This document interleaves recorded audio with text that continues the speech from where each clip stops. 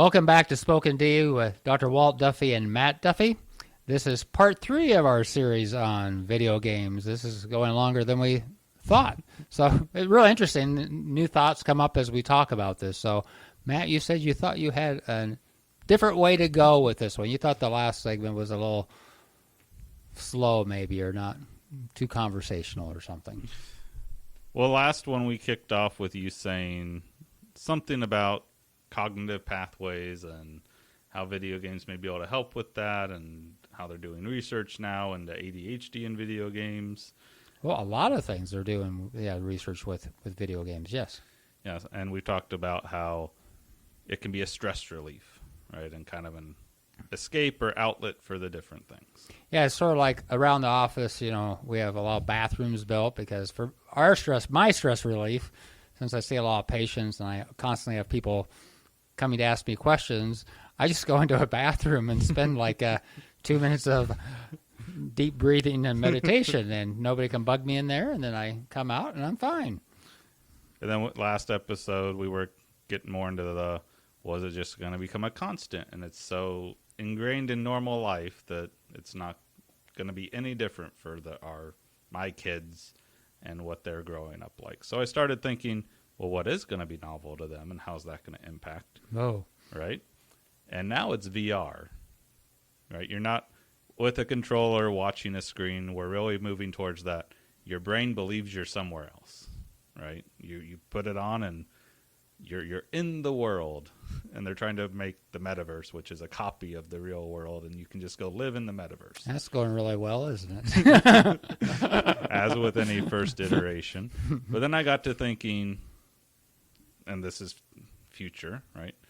But how then can you use the VR world for treatment, right? And is at some point video games or VR going to be more integrated in how you can get outcomes, because now we can put people into situations, actual situations that their brains believe they're in, and do therapy or counseling or med management or drug-induced sort of like we do with situations. ketamine and things like that. And is that going to open up new modalities for potential treatment, or people being able to address their issues, or even the physicians being able to actually see how they respond in situations versus hearing their experience of how they respond in situations? And I was just going down that path and thought, well, that's an interesting way to go. See how they respond in the sort of the virtual world or inside their brain? Well, so I think the end goal is that your brain won't be able to tell a difference, right? We put you in the virtual world and you believe that's where you are. So you could put someone into their own body if they're PTSD, right? Whatever scenario triggers them, and you could have your own VR headset on and be observing like an entity that they don't realize is there, and actually see what their brain tells them their body to do when they're in that situation. Well, you're seeing their reaction, correct? Right, but whereas right now you're just hearing what they think their reaction is. Right. Right. So I just thought it'd be an interesting conversation to see, do you think that type of technology is going to at all change or come into the treatment realm, other than just, it could be a stress relief or a way to get these mental stresses that you have out? No, I think it can be a definite treatment tool. The augmentation, will it replace everything? No, I do not believe it will replace everything. It might be able to, one, give you some important information. We know that there's very specific things. I mean, VR has been looked at for a long time in like people afraid of heights, right? Mm-hmm. Or people who are afraid to go into very specific situations, go across bridges. Very different things. Social anxiety, right? People who have a concern being in crowds. Correct. And we're talking, I think it's exposure therapy. Yes. And so if I just virtually put your brain into crowds, or on the Empire State Building looking over the edge for 1,000 repetitions, does your brain stop releasing the chemical or whatever's causing your fight or I'm assuming it's a fight or flight response that's causing your anxiety. That's the question, right? Will it across the board decrease that, or will it increase that? An interesting thing is, for example, transcranial magnetic stimulation, which is a treatment that for depression that they've also looked at for OCD. Mm-hmm. In the OCD trial, one of them did not come out positive because what they thought would be the sort of hot spot in the brain to maybe treat or how to treat it ended up not being maybe the best way. Mm-hmm. And then there might be different types of hot and cold type of PTSD in your brain network. So there's learned a lot from the trial, right? Mm-hmm. But didn't give you the answer. So one very difficult thing with exposure therapy currently is you tell the person, like with social anxiety, hey, this is what you need to do before next time. What do you think the success rate is of that? You're asking people to do the thing that makes them very anxious to please go and try it out. Right. Yeah, anxious. And then I'm assuming that on top of the anxiety now comes now I'm not just anxious about going, but now my doctor's telling me I have to go to be anxious. Yeah. Now I'm fearful, and do they regress even at any progress they made because now they're being pushed towards what's So sort of a combination of social anxiety and performance anxiety that this is so common in high school. Mm-hmm. Oral communications. What do you have to do in oral communications?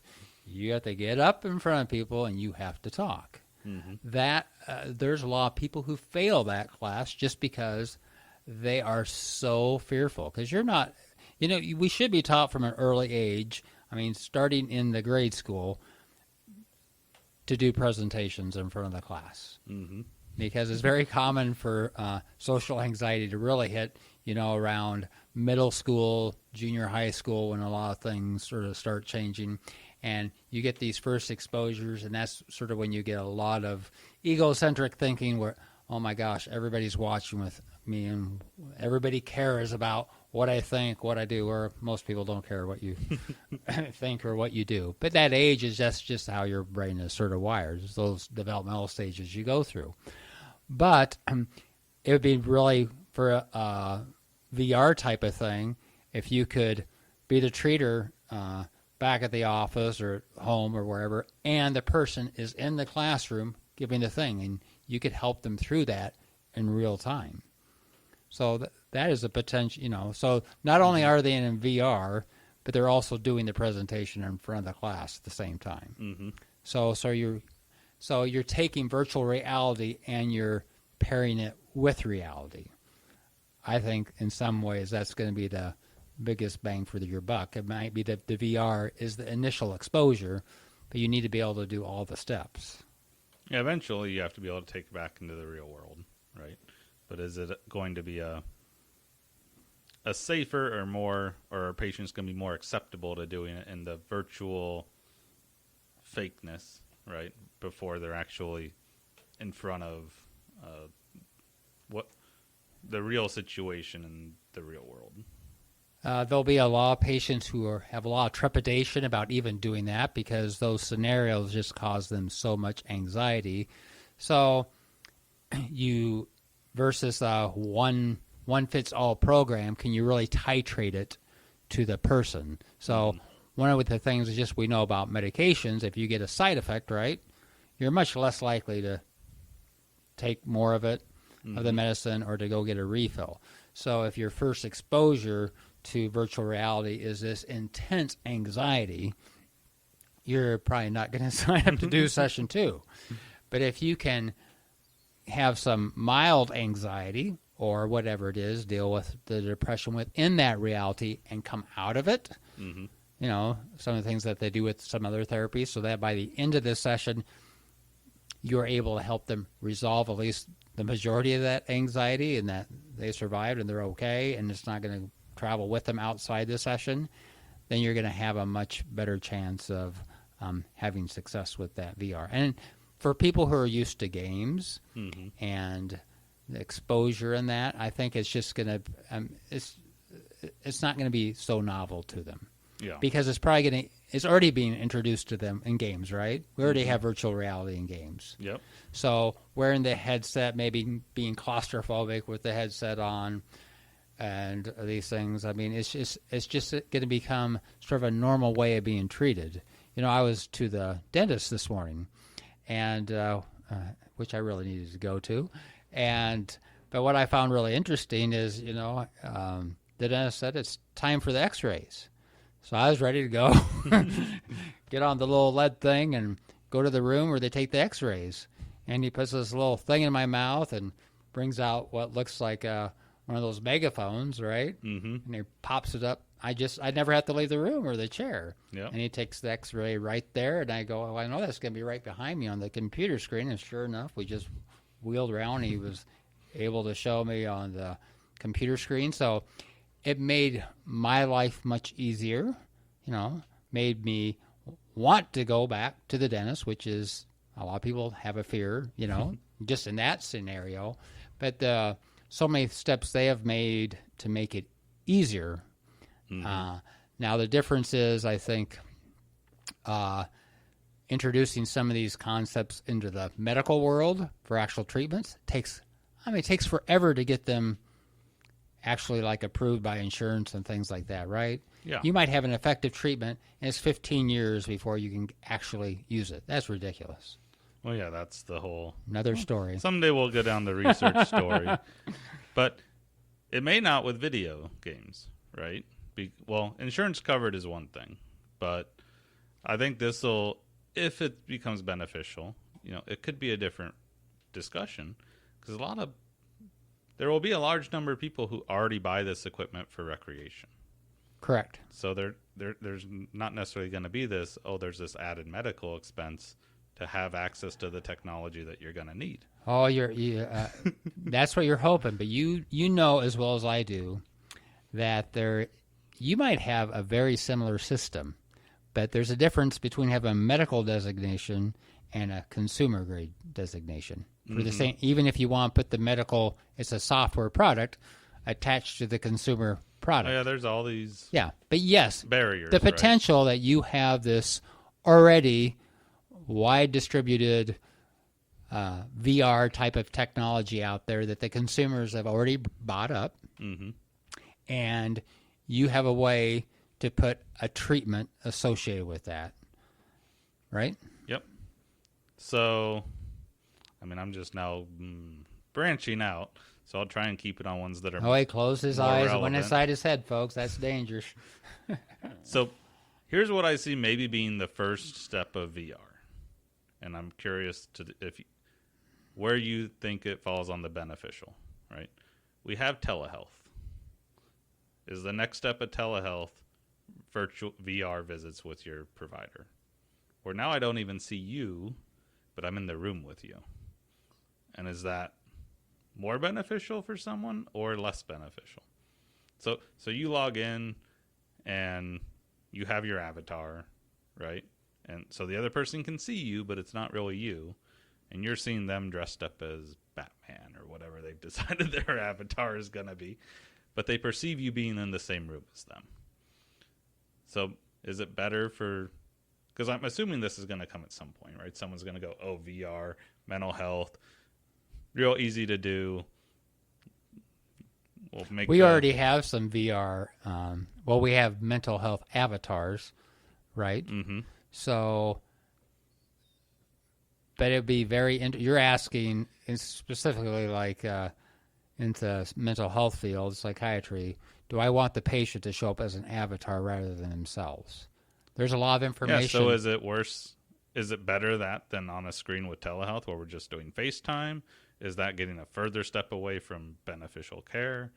Because I see that being probably not too distant in the future that some type of company or even a one-off provider is saying, why do telehealth? You have your VR headset. Let's actually meet in the virtual world and have our visit. And how is that going to... Because, right, mental health's always the first one because we don't have to physically touch the patient. So there's always this argument that, then you don't need to be physically present if you don't have to touch them, which can be a different episode in the future too.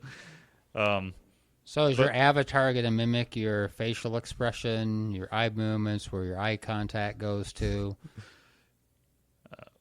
Someday probably. And it'd be an option, but the first one's going to be just you look like a block or whatever you currently look like. But I'm wondering, So you lose the visual perception, right? You lose seeing. It's like a phone visit almost, right? You have their voice, but nothing else. But you have the mental belief that you're in the same room. And how does that? Just what does that do to the treatment paradigm? I guess. Yeah, there are a couple of things. I think one that you take away a lot of information from the human interaction. Mm-hmm. So I think that's a big issue, actually, especially in the mental health world. And just think if I could see people taking advantage of that, both from a business aspect. Mm-hmm. I mean, if you can drill it down that that's all you really need, you're really telling me there's nothing specific about visual human interaction that means anything to outcomes in mental health. If you're doing it in that form, Right. That's what their argument would be, right? There's nothing. I really thought you visual. were. I really thought you were going to allow me because I think this would be helpful. So no, I do not think that would be that helpful. Because what does that mean if you just take that on out? Mm-hmm. What are you saying about society and human interaction connection long term?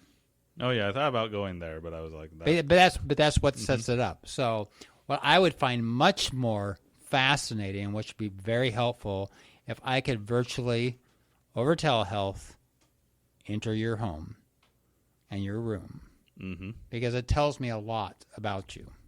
You know, I already now on telehealth have people's animals, you know, their dog or dogs and cats love to be on telehealth, and they get very jealous if their owner is interacting over telehealth and they're not involved in any way. Mm-hmm. They do not like having no attention to themselves, so they often make themselves heard or seen or both. Yep. So, but that animal also gives you some insight into the person, right? Mm-hmm. That you're talking to and how they interact with that animal. So that has been sort of pretty interesting to me. So, but yeah, if we could virtually be, you know, projected into that environment where we could actually see, that would be very, very helpful. So would it be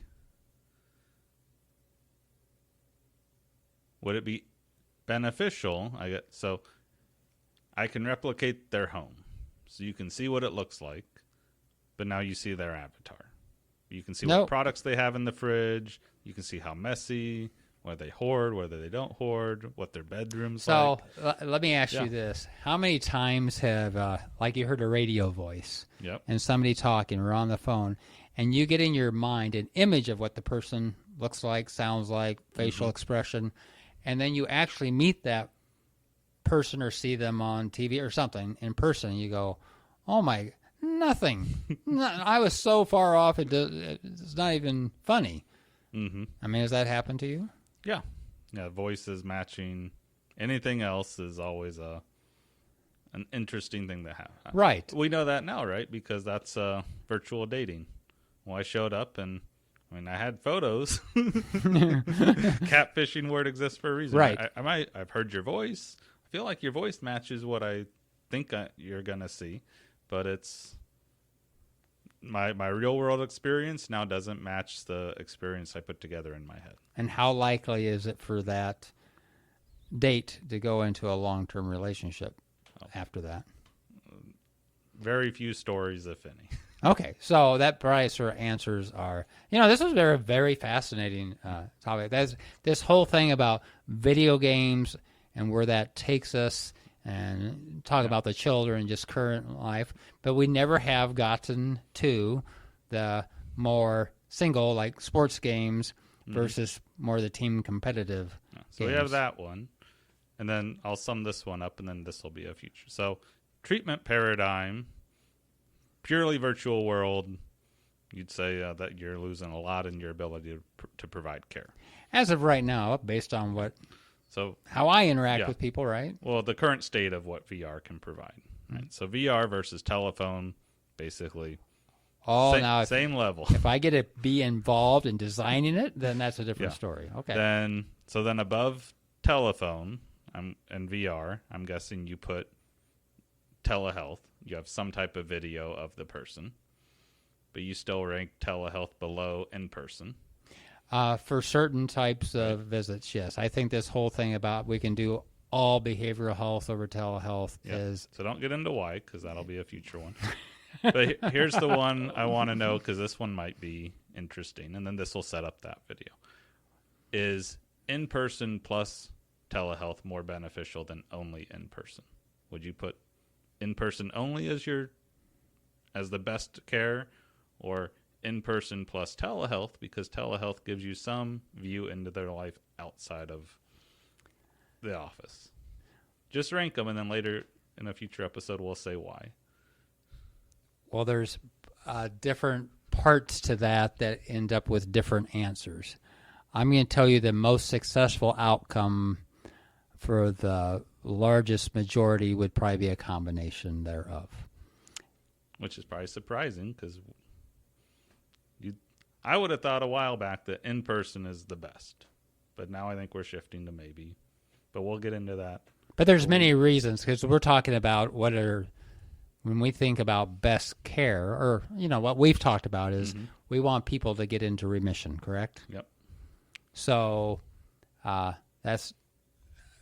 do that, you have to successfully go through treatment. Yep.